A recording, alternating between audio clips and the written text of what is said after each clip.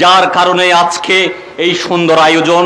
যিনি স্বপ্ন দ্রষ্টা বলা যায়, তারই হাত ধরে যিনি সৈয়দ মৌলানা ইসহাক সাহেব, আসলে ওনাদের সাথে ওনাদের প্রতি আমি কৃতজ্ঞতা জানাচ্ছি এবং ওনাদের আত্মার মাগফিরাত কামনা করছি।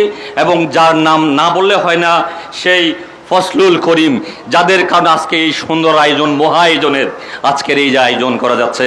এবং আমি স্পেশালি সবাইকে সালাম জানানোর সাথে সাথে from my Buddhist community I would like to thanks my heartfelt thanks, especially those who are came from the foreign country, especially they have had to sacrifice lots.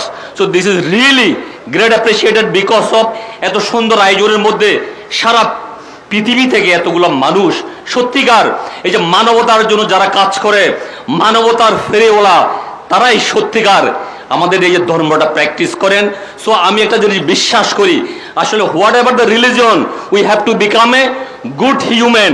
কারণ আমাদের ঠিকানা একটা, সেটা কি? কুল্লে নাফসিন যায়েকাতুল মাউত। এটা যদি সত্যিকার আমরা বিশ্বাস করি, আমাদেরকে কি প্রয়োজন? একজন ভালো মানুষ প্রয়োজন, যার জন্য প্রয়োজন গুড গভর্নেন্স। অনেক ভাইয়েরা কথা বলতেছিল গুড গভর্নেন্স নিয়ে, আসলে যেটা আজকে সারা আমাদের দেশে গত 54 বছর ধরে স্টাবলিশ হয় নাই। এই জন্য ভালো মানুষের প্রয়োজন। তাই আমি কামনা করি আল্লাহর দরবারে ভালো মানুষ আজকে যে স্টেজে যারা বসা আছে, তাদের নেতৃত্বের মাধ্যমে সুন্দর একটা বাংলাদেশ রচনা হবে, এটাই আমার প্রত্যাশা। সবাই ভালো থাকুন, সবাই সুস্থ থাকুন। আমাকে এখানে কিছু বলার সুযোগ দেওয়ার জন্য আমি আজকের আয়োজকের প্রতি আমার কৃতজ্ঞতা জানাচ্ছি।